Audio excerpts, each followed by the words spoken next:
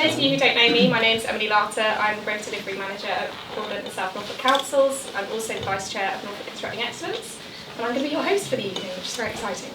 Hooray! Thanks. So before we get started, I should let you know that there is no fire drill planned for this evening. So if you do hear the fire alarm, it is probably a real fire, and you should make your way out safely up the stairs and through the main entrance doors of the forum. So now that I've got the formalities over and done with, here's a little bit about what we're going to talk about today. So you'll all know that the topic for our event is Norfolk infrastructure, joining up the dots, and we've got some fantastic speakers lined up for this evening. There'll be a bit of time for Q&A after the presentation, and then I've got a few club matters that I need to go through with you all before we leave, just some exciting stuff in terms of our next events.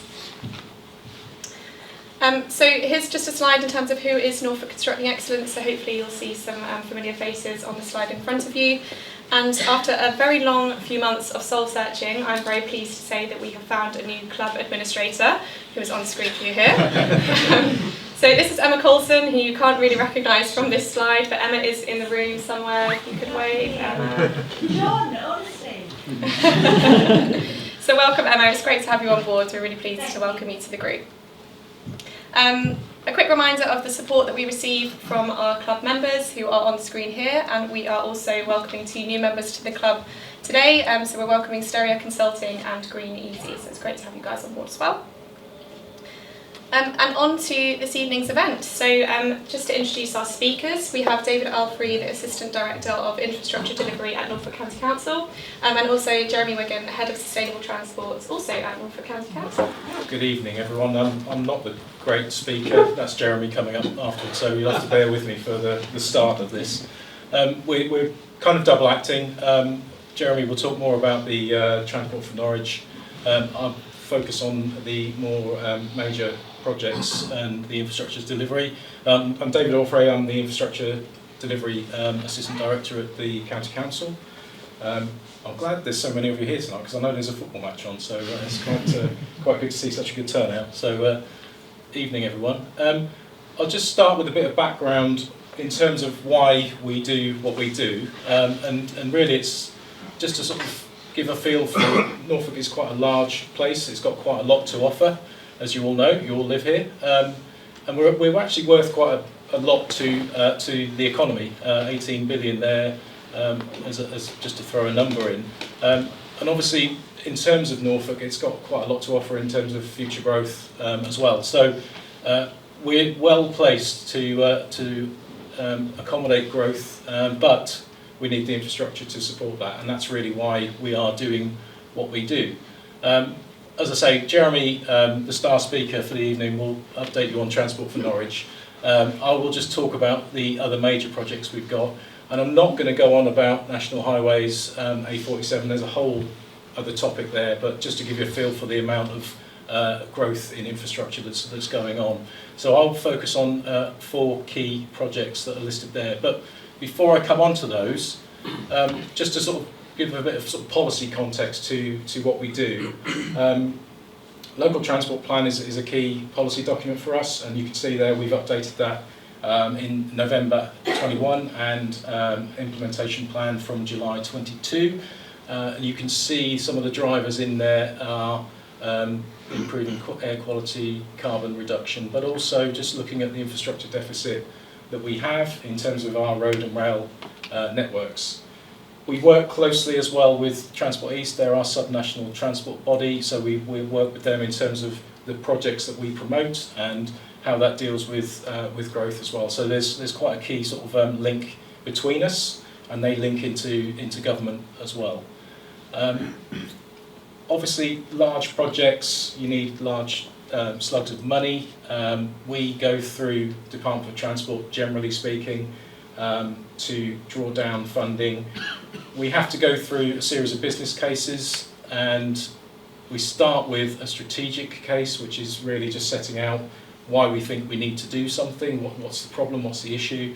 Having gone through that, we then go and drill into more detail in terms of a more detailed outline business case for the specific project that we're bringing forwards. The full business case is really once we've got all of the approvals and we're ready to draw down funding. Each of those is not a small exercise, and each of those has 5 cases, so that the 5 are listed there. I won't bore you with reading them all, but that's something we need to work through at a high level or increasing levels of detail as we go through project delivery. Working with the Department for Transport, we generally are working in terms of their large local major and major road network projects, budgets, and we work, as I mentioned, with Transport East to make sure we've got their support to effectively say to DFT these projects are important to us. Generally we can seek up to 85% funding from DFT, but that means we are running with a local contribution as well. And every one of our projects is different, and Jeremy will touch a little bit on Transport for Norwich and how we draw down some of the funding for that. They're always different in terms of funding opportunities. Great Yarmouth, generally, and Western Link, generally it's probably a county council and DFT fund, but Long Stratton and West Winch are more developer-related funding included in there as well. Right, to the projects. And I'll skip Transport for Norwich because Jeremy's going to cover that in fantastic detail later. I've got that photo there, so I'll start with Third River Crossing.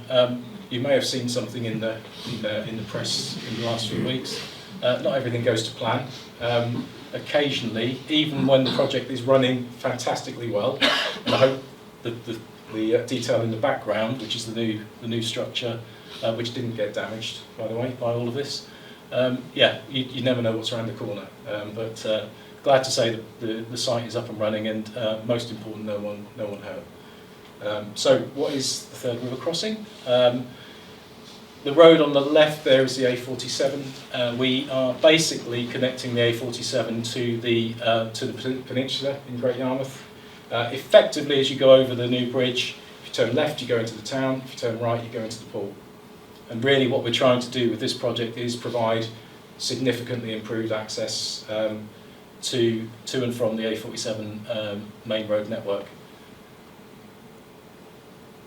This is really the why are we doing it, and these are just visualizations of the project as we run through. Easing congestion, more resilience on the network. We know in Yarmouth that Haven Bridge comes under a huge amount of pressure, and that causes massive delays when there's a problem, and there's often problems.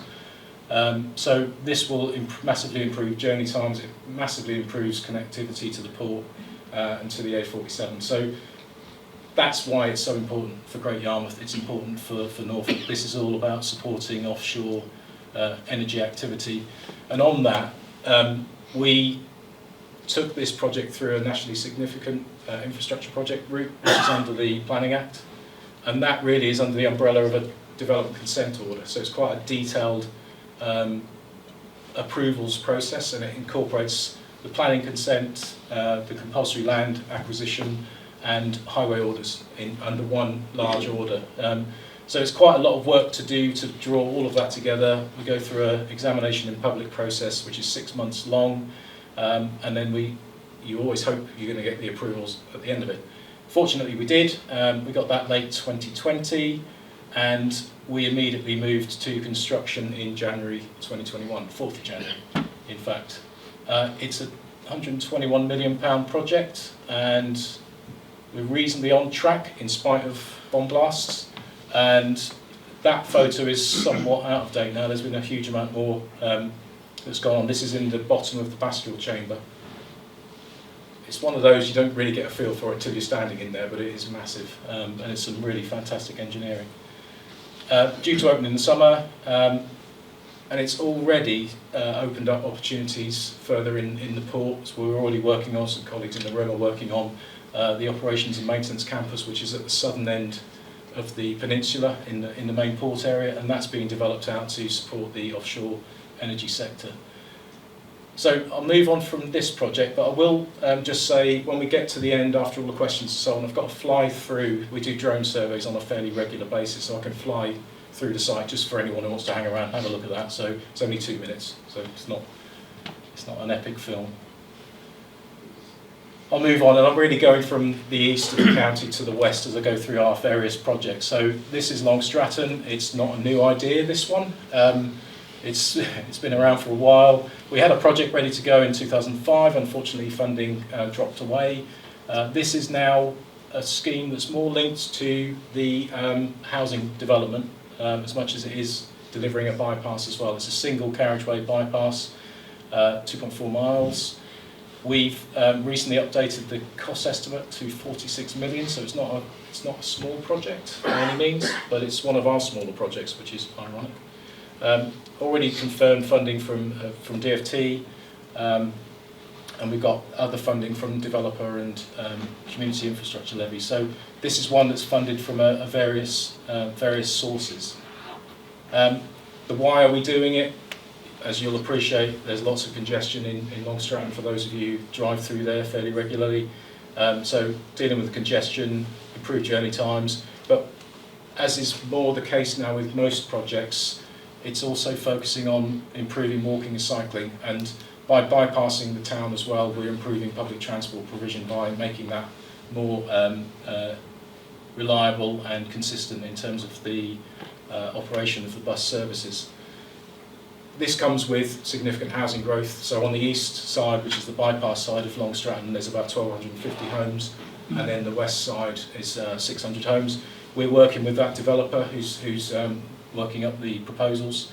There'll be a new school, there's open space, and there's lots of walking, cycling, and so on. And you can see, again, visualisations, but they show, give you a feel for some of the walking, cycling, and overbridge for that. We're already cracking on site, so anyone, again, if you've driven through Long Stratton, if you look across, you'll see a fair amount of excavation. That's all related to archaeology. So we have to make sure we've satisfied through the planning process that we've had a really good detailed inspection in terms of archaeology. They found some interesting bits, but nothing major that's going to stop the project, so that's quite good. As I say, there's a lot of work with the developer. Progress-wise, we're running pretty well with that. We've had a few delays. Some of you may have heard of nutrient neutrality, which has really affected the housing sector and planning approvals. We're in a good place, actually. We've got to a point where we feel the developer has resolved that position with Natural England. So the hope is we'll be getting through planning in March. Side road orders also moving well. This is more of a conventional process of separate planning application, side road orders. Land on this, again, very different for this project. We're just working with the landowner and developer, so the land is really effectively being gifted to the project. So all of our projects are very different. We haven't got compulsory purchase on this one. If we stick to plan, we are procuring contractors, i.e. contractor, through this year, and hope to start construction early in 2024, and about 18-month construction. Okay, Western Link. Top left, you'll get a feel for the gap in the A road network to the west of Norwich. The little railway line looking bit at the bottom is the A47. That's the dual carriageway improvement that National Highways are bringing forwards. That's DCO approved, but there's a challenge on that needs to be resolved. But you can see the gap, you can see the scheme that we're bringing forwards on the bottom right, 3.8 mile dual carriageway, and it just connects the new, what will be the new dual carriageway A47 to the dual carriageway Broadland Northway, still affectionately known as the MDR. Why are we doing it? Again, reducing journey times, boost the economy, improve safety, as much as anything, take a huge amount of traffic out of existing communities, and that's really a big issue for those communities, and giving them their communities and their road space back. There's a lot going on as well, though, in terms of habitat creation and protection and mitigation as part of the project as well. We looked at quite a few options, so that's not just random lines on there, and I have to say there's other options that were considered as well. I think 82 in total, so that gives you a bit of a flavour of it's not a small task to go through. In shortlisting them down, there's also lots of colours on there I won't bore you with, but all those colours are generally dealing with specific constraints that we've had to consider throughout, including the big pink line is a high pressure gas main. We ended up with, following consultations and so on, option C, as it's shown on there, as the preferred route. And that was selected in 2019. That followed a fair amount of consultation work, and following through from that, we had the strategic outline case approval in 2020 from DFT. Lots of design work going in, and primarily that's been now driven by a contractor team that we've got on board. So this is a design and build contract, so slightly different to Long Stratton, where we're designing that ourselves. We've done extensive surveys throughout the delivery of the project, particularly on ecology and environment. And we've also done a lot of work on sustainable transport as well. So there's lots of walking and cycling connections that we're trying to make with the project as well, which is really connecting the communities together. Part of that survey work, we identified a need to slightly adjust the project. So you can see the little dots there, just shows a flavour of the adjustment that we made.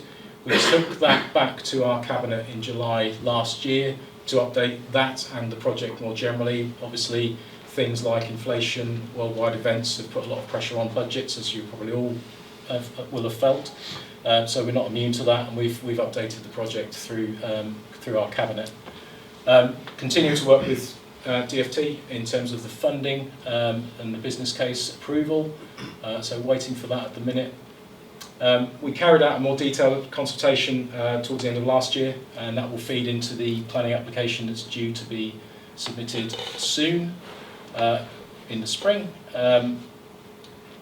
We know generally there's a good chance that we will be drawn into a public inquiry. That public inquiry, we would like to deal with the planning, the compulsory land purchase and the highways orders under one package.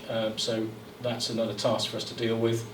And following all of that, we still need to then finalise the funding from DFT as part of the full business case process. Finally, we're over in the west of the county, so we've just carried on further. So we're over in Kings Lynn now. Kings Lynn top left, and West Winch is the village just out of Kings Lynn, just south of the A47. This is a large growth area, 4,000 homes planned. So there's a double edge to this one. It's providing, the Y is sort of dealing with existing problems on the A10, where it runs through the village. That's already congested. So there's that, and if you can imagine then bolting 4,000 houses onto there, the importance of the access road becomes more clear. A47, there's a short length of dualling, and then a bit like Long Stratton, then it's a single carriageway bypass solution.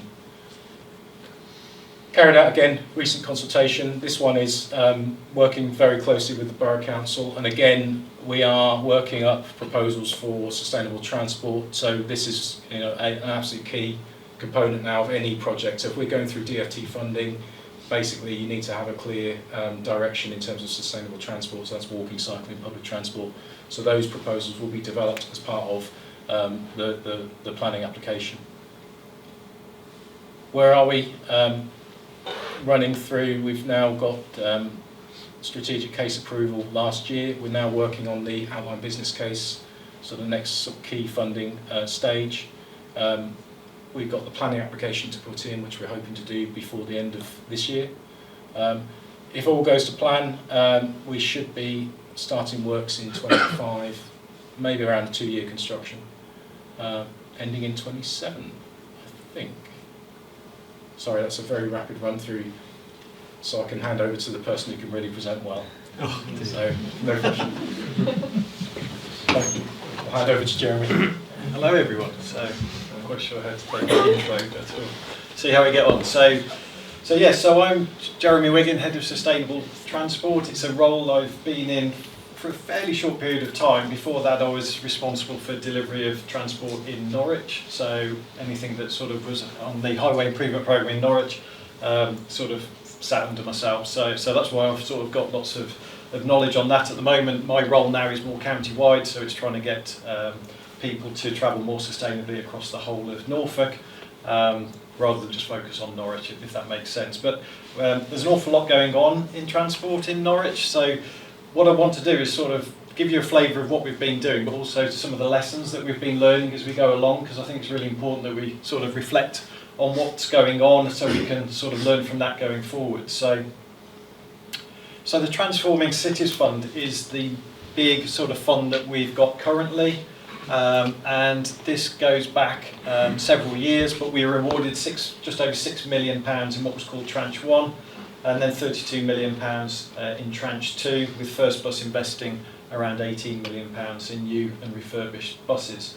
So we're currently, the deadline for the Transforming Cities Fund was originally set at March this year, but we're sort of in discussions with DFT at the moment about adding a further year onto that programme, as well as the other 12, there was 12 cities who got funding, so the other 11 cities to move the programme into another year. But we'll come on to that, because you may have seen something in the news about the risk of funding being withdrawn and all of that sort of stuff. So I'll come on to that in just a minute. But the Transforming Cities Fund really had the vision of clean transport, a healthy environment, sort of addressing social mobility issues, productivity, and improve access to employment and learning.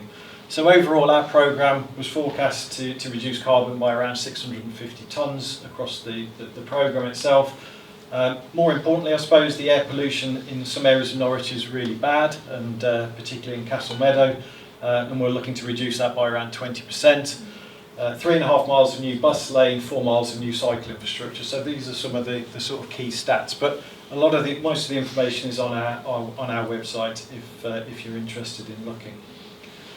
So we've got over 30 schemes in total, and you can see it's a real broad range. We've got everything from bus lanes, cycle lanes, footways, transport hubs, public realm, wayfinding. There's almost everything that you can think of. Now, we deliberately went along a route of having quite a large number of smaller schemes, if you like, because we felt that was the best way for us to deliver our programme. Some cities have gone with maybe 1 or 2 big schemes and put all their eggs in those baskets, if you like, and they've really struggled since the pandemic and everything else that's going on in the world. And in fact, some cities haven't actually been able to deliver a single scheme since the programme started, whereas we've got 11 schemes fully complete. We've got 2 that are currently being built. 6 have been approved and are ready to be built, and all of the others are being worked on. So we were the first city to get a scheme on the ground, even though we were one of the last cities to join the programme. So we joined 6 months later than most cities, because we were asked to resubmit our original application and come in with a lower cost scheme, if you like, which took 6 months off our programme. So it's a real credit to everybody in the team that even though we were one of the last to join, we were the first to deliver. And we've effectively carried that through the whole programme. And I would say that of the 12 cities, we are by far and away the most advanced in terms of delivery on the ground. So in terms of what happens when we put schemes in, do you just walk away? Do you then move on to the next scheme? Well, we do that, but we also have an extensive monitoring and evaluation programme that underpins pretty much all of the funding that comes from government now has to have a monitoring and evaluation plan with it. So theoretically, I've just listed there some of the key sort of issues and stats that we'll look at. Some of them are more obvious than others. How many people are on the bus, before we did any interventions versus afterwards. But things like vehicle occupancy levels, we're the only city that monitors vehicle occupancy levels. We've been doing that every year for about the last 5 years. And what it's shown is that vehicle occupancy levels in Norwich are incredible, in terms of single car occupancy, are incredibly high. So in some cases, over 95% of all vehicles heading into the city have just got one person in. So when you obviously think about the efficiency of the highway network, how many people that actually means are travelling by car, it's actually a very small number of people being carried in simply because everybody's jammed on the network. This shows a heat map from the Beryl bikes. So this is actually data that comes off the Beryl bikes, e-bikes and scooters. And you'll see that effectively looks like a map of Norwich itself, and that simply shows that pretty much every road in Norwich is used at some point by a Beryl bike, e-bike or e-scooter. And obviously the brighter the colour is the higher the number, if you like. So you can see there are certain key routes in there that are used more often. And when we're increasingly using this data to understand whether the investment we're putting in is having the desired effect, and I'll show you some examples of that. So Marriott's Way was one of the first schemes that we delivered. Fairly straightforward for those of you who know the Marriott's Way. It's a disused railway line. We effectively worked on this section here, which was muddy, was quite difficult to navigate. You could come down Gunton Lane and then go up Helston Road and then carry on, but it's a longer route, if you like, and this sort of picture shows you the sorts of challenges that the Marriott's Way can have. So this is past the old railway platform, and you can see it was often boggy, it was wet, it was unusable really. That's why people took a longer diversion, and we just simply put in a more appropriate surface and made it accessible for everyone. So again, just a few more before and after pictures. So this went in very, very early, and was one of our early successes. So in terms of what does that actually mean, so what can we see is the impact of that. Again, if you look at the heat map here, this bit is the new infrastructure route that we put in, and you can see that it's now gone very much bright in colour, which shows that that is the dominant movement that people are now using. Some people are still coming down here and they're still using this section because they're maybe travelling to different parts of the network, but the reassuring fact is that the new infrastructure that we put in is now the dominant route that people are using. Thorpe Road, this is Thorpe Road to the east of the railway station. So for those of you who remember, all traffic would come down here and then it would effectively go back up and then into the city that way. So quite simply what we did is we put a contraflow bus and cycle lane in so that those who are cycling or getting public transport into the city could avoid going the two sides of the triangle and could just go straight across the top. So this was an £800,000 scheme. We took the opportunity to do a lot of carriageway resurfacing, which needed doing anyway. But effectively, the impact of that scheme, so to get from one side of the map effectively to the other, before we did any intervention, would take about between 4 and 5 minutes. So once the scheme has gone in, the average bus journey time is now 3 minutes 12 seconds. So you can see immediately you get a journey time benefit. So for every journey it's around 1.5 minutes, but in peak times it's 2.5 minutes. And to save these sorts of minutes, to save anything that's, I don't know, more than 30 seconds on a highway improvement scheme for public transport is significant. So to be getting these sorts of figures was incredible. We thought we may get around about a minute's worth of saving. That's what went into our business case. So to be hitting these much higher values is really important. I think what's really important to note as well is that we've had no notable impacts on general traffic since the scheme went in. There were lots of concerns raised before it went in. People were saying, how on earth am I going to get into my property? People are going to be queuing to do this turn and you're going to block up, the whole of the road is going to be blocked. We just haven't seen that. We were confident that that wouldn't happen, and since the scheme's gone in, the observations that we've made have shown that that isn't the case. If you look at the heat map data, this is the movement that we've allowed, and you can see that in terms of those who are on scooters or on bikes, that is now the dominant movement that people are making to get into the city centre. So you've still got, let's say, people going the other sides of the triangle, if you like, but the majority of people are using the new infrastructure, which is just what we want. So I'll start going through some of the lessons that we've learnt and sort of showing that with the schemes that we've built. So this is Tombland, and I'm sure those of you can remember the old Tombland, if you like. We've got the disused toilet block, we've got the cobbles. It was very difficult to navigate on foot. So the lesson really for this one was engage early with DFT. So by talking to DFT months before the funding was actually awarded to us, we told them we'd got a scheme at Tombland that was ready to go. It was all designed up, we got all of the permissions needed. You need to just give us the money.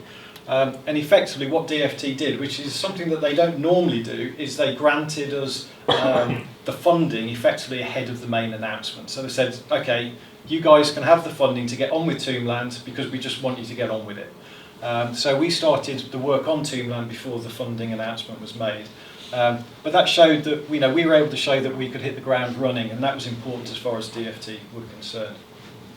So obviously you can now understand what Tombland is like afterwards, and I think everyone would agree that Tombland is a huge improvement and difference as, compared to what we had before. Ironically, we had lots of criticism before, while Tombland was being built. It's a waste of money, nobody's ever going to use it.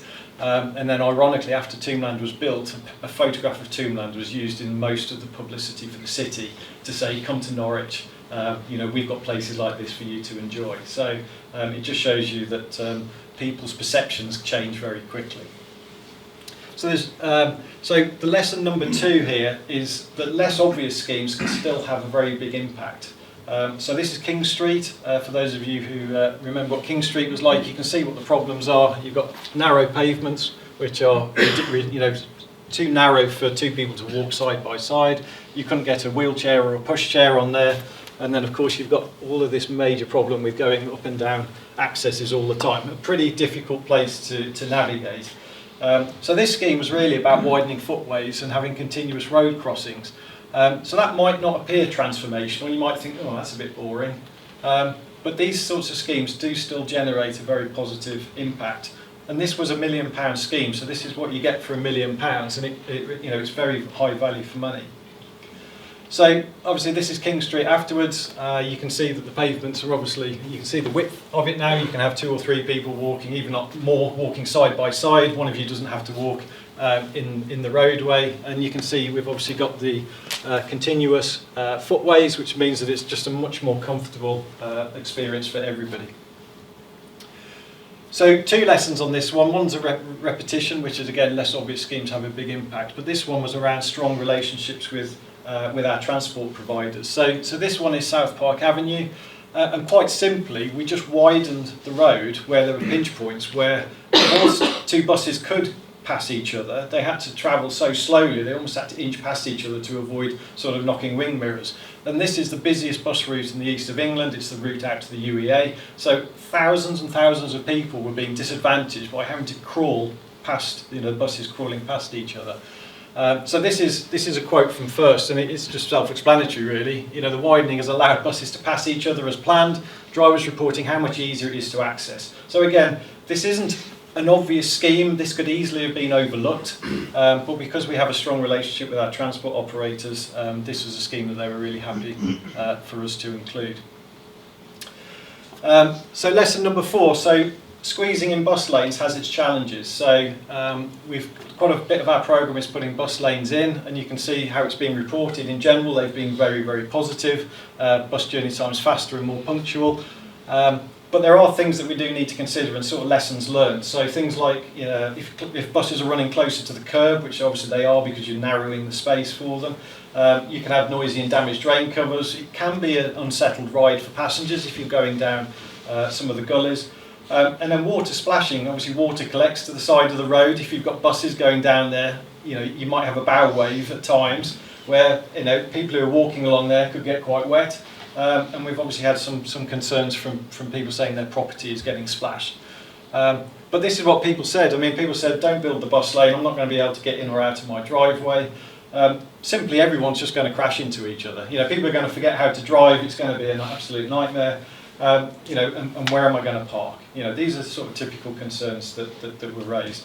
We're just doing a review of the bus lane as part of a commitment that we made, and that will be coming out in the next few weeks. And whilst I don't want to sort of give away any of its content, it is overall a very positive report in terms of bus lane.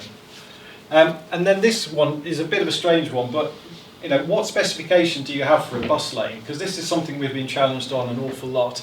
This was the definition from DFT, which they have stuck to religiously throughout this whole process. So bus lanes should be full-time and as continuous as possible. That's all that they've said on the matter. So full-time, we've taken as 24 hours, 7 days a week. So our bus lanes are going in full-time, as per what we understand the definition to be. But we've had a challenge where everyone said, hang on a minute, this bit at the end, this as continuous as possible, refers to the timing of the bus lane. Nothing to do with the length of the bus lane or how it interacts with something else.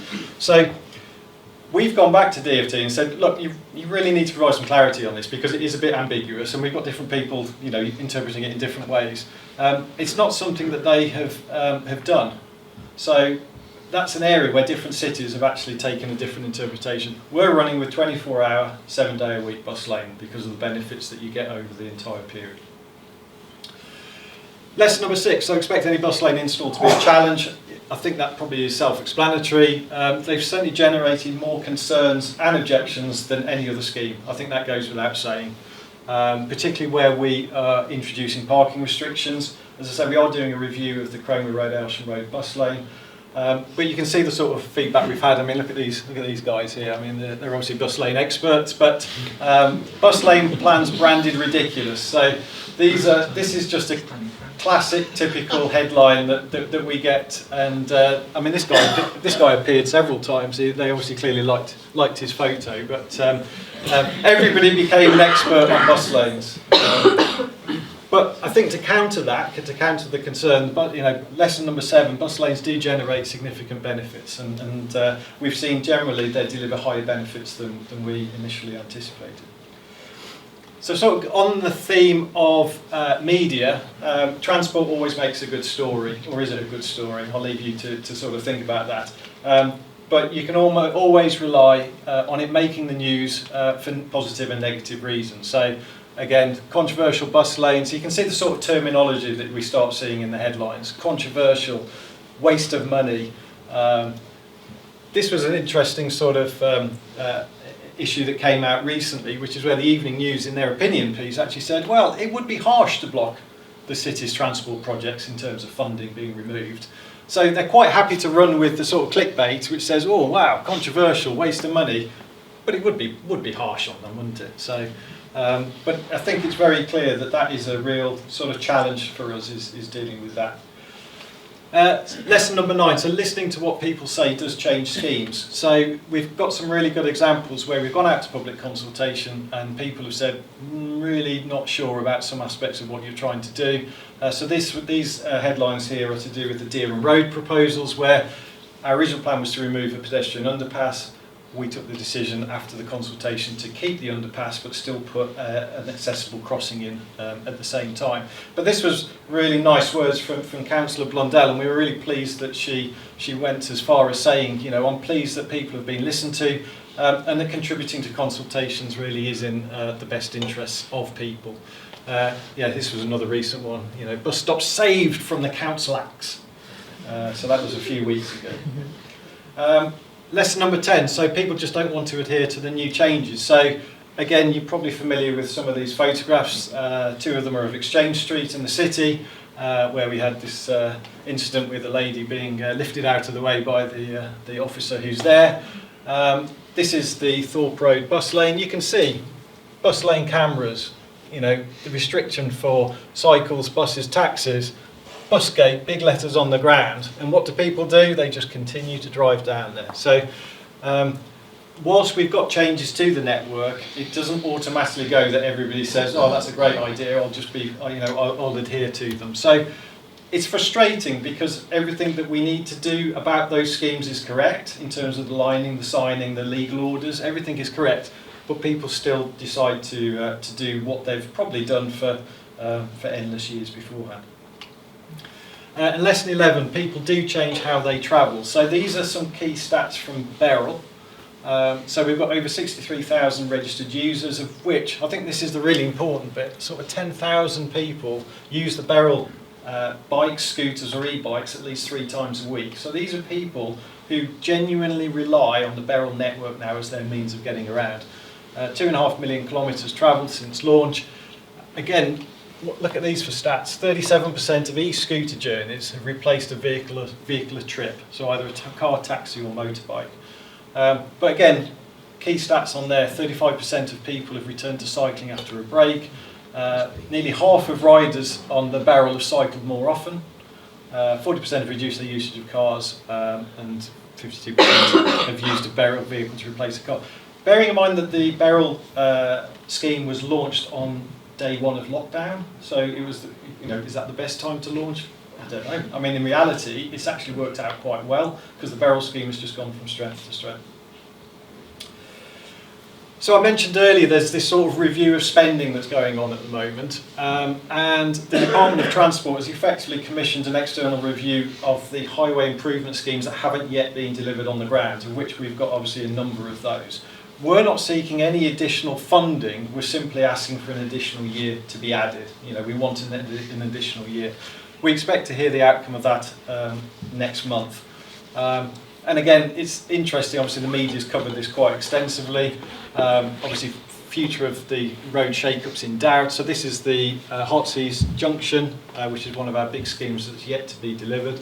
But again, the opinion of the Evening News is that it would be harsh to do that. Okay, springboard to other schemes. So everything that we've done through Transport for Norwich has effectively helped us secure funding for other bits and pieces. I'm sure that if we hadn't had such a good record of delivery, we would have struggled to gain the funding that we have. So the Bus Service Improvement Plan, we got funding of just under 50 million for that. It was one of the highest awards in the UK. I think it was the highest award of any two-tier authority. So we got 30 million capital and 18 revenue. And again, as with transforming cities, we've already started delivering on that. And we were the first authority to get a scheme physically on the ground in terms of capital, and we're one of the first authorities to actually use the revenue element to introduce some more services. So these are some late night Connect Bus services that have all been funded through the BSIP programme. We've also got new services from North Walsham, and you'll probably be aware that we've got the £2 fare that's just been extended from the end of March, but this is happening anyway. That's happening across the whole of the UK.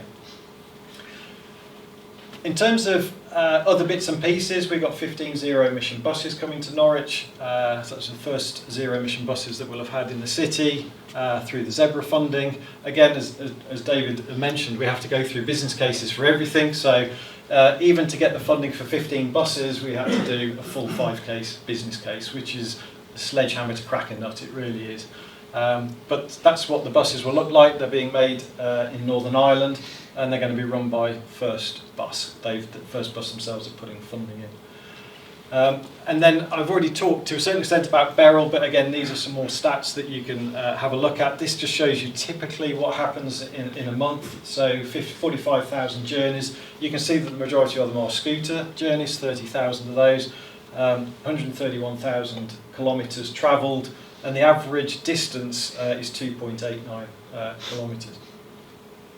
That shows you the extent of the network. So these are where all the Beryl bays are. You can see that we've just added some out in Wymondham as a bit of a trial exercise, and they've been hugely successful. So already we've got 6 bays in Wymondham.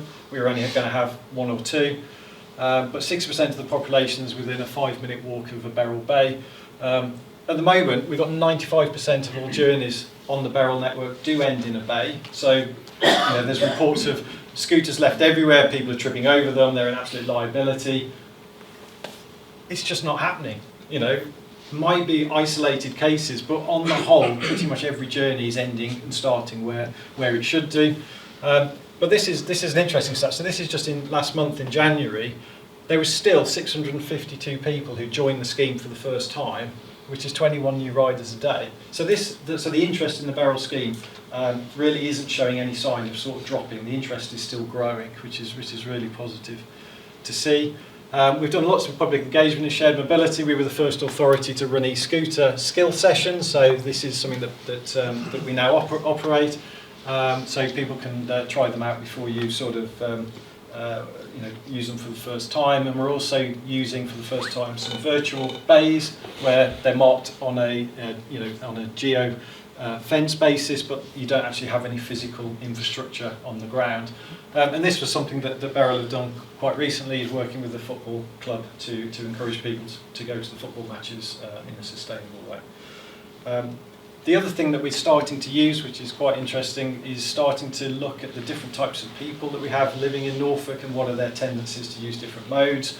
So this is just a classic, if you've got a typical Callum, Gary or Sarah, these are typical people. What are their thoughts on transport? What are they likely to do? Where do they shop? All of that sort of stuff. So this just shows you effectively the sort of work that we're trying to do across the whole county to try and understand better how people are going to be moving around. And then e-cargo bikes. This is a bike that we've bought ourselves, and we're actually going to be using this bike to audit the existing cycle network, to see where the pinch points are, where the barriers are to use. And we've got funding from DEFRA for a library of 10 cargo bikes that businesses will be able to use for a period of time. And then we've got EV charging, so 40 electric chargers being put in, and we just had the announcement today that we've got some more funding of another £1 million to put even more EV chargers in. That was interesting because we saw that on the EDP before we were actually told ourselves. So you know, this is absolute classic communication. But you know, everything's moving in the right direction. There's more and more of this type of infrastructure going in, and they'll be in by July this year. And really, I think just to finish off, you know, just in other news, these are just a couple of headlines that caught my mind. You can tell I'm quite fixated with what's in the news because quite often it's slating me or whatever. Look, Norwich Mouse. So we had Norwich Mouse cause traffic light blackout, and this guy, he actually had 2 stories in this one edition. He had one about a mouse and one about something else. But you actually see that the mouse is here. Now, I don't know whether this thing is dead or whatever, but anyway, so, you know, again, transport in the news.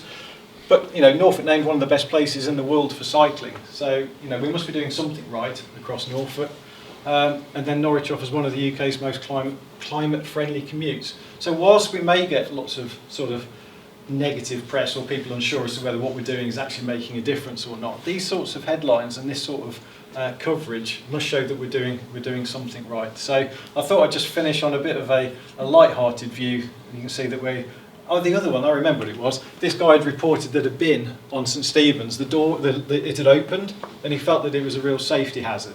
So the EDP ran an article that the bins in St Stephen's Street were deadly. So you must avoid St Stephen's Street because of the bins. And then if you're on Riverside Road, the traffic lights aren't working because a mouse is in there. So anyway, that was just a canter through to see. There's a lot going on, both big projects, smaller projects. But yeah, I'm sure we're happy to take any questions that you've got. So. Great, well thanks so much to David and Jeremy for their presentation and for answering the questions so well. So that's always a massive plus at the end, is discussion that we have with our attendees. Something that I did intend to do before David and Jeremy stood up was to thank our sponsor, Greyfriars Project Management. So sorry John that I didn't get to you before the speakers came up. But as you all know, we can't host our events without the sponsors, so thanks again to Greyfriars tonight. So I did promise before the speakers to give a bit of an update on some club matters. So just to quickly go over that now for you, just to let you know that our next event is on the 28th of March. It is the Bank of England update and the results of the Oxbury Contractor Survey. Those of you who have been to the event before will know that it's always a really interesting topic.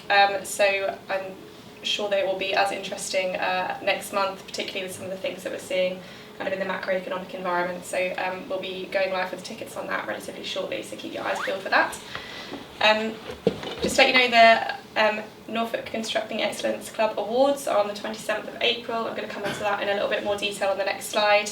And on the 16th of May, we have a modular focused event, and we are actually looking for a sponsor for that event. So if anyone would like to put their name in the ring, then please do let us know. So on to the awards, the biggest event of the year. So hopefully you will all have seen Michelle Chambers' fantastic job of posting onto the Norfolk Constructing Excellence LinkedIn page relentlessly about the Norfolk awards that are coming up in a couple of months' time. If you have seen the posts, then you will know that the applications are now live, so you can get your applications in. Please do make your submissions. We're accepting entries up to the 17th of March. And there are still some tickets available, but they're selling quite quickly. So if you are looking at buying a table, then please do so relatively soon. I just wanted to hand over to Christian for a bit of an update on G4C, if that's okay. Yeah, fine. Yeah, so most of you will know that I'm working with Danny Branson to kind of resurrect G4C in a way and give it a real push into this year. So we have got an event that's coming up on the 29th of March, and we'll be issuing further details on that really soon. We're just waiting for confirmation on the venue for that, but we'll send out details pretty soon. So when that is finalised, we'll distribute it out to all our members, and if you could share it among the people in your team, that would be much appreciated. As part of the G4C and what we're looking to do to give it a big push this year is the involvement of the young staff within our members. So if you could please distribute it among your team and contact either myself or Danny. If you want to speak to us afterwards and you need my contact information or want to know a bit more about what it entails, then please do speak to me afterwards. I'll be around for that. As part of this, we're looking to organise a subcommittee of sorts where what we're looking to do is this group of people, there'll only be a short number of us, will really drive G4C forward into the year, and we'll look to help coordinate events and most importantly help to link up G4C with the Norfolk Constructing Excellence Club, because that is what it should be, an extension of the great work we do at the club and the work of all its members. We'll be sending out more information on that as well pretty soon, so we're going to be working on that internally and send out some more details on that in the coming days and weeks ahead. But most importantly, we need your involvement, we need your support, and if you can do that, that'd be fantastic. If you've got any more questions as well, speak to John, Emily, myself, or anyone else in the club, and we'll have to advise on that. But 29th of March, that's when the next event will be, and we'll send details out on the location of that pretty soon. Thanks. And finally, just to wrap up, thanks again to Greyfriars for sponsoring the event tonight. Thanks to our speakers, David and Jeremy, it's great to have you guys here with us tonight. Thanks to the feed for providing a little bit of dinner for us all, hopefully a little bit of a light snack before you're going home. And we will be going to the Coach and Horses at Bethel Street for continued networking and drinks if you would like to join us. Thanks very much.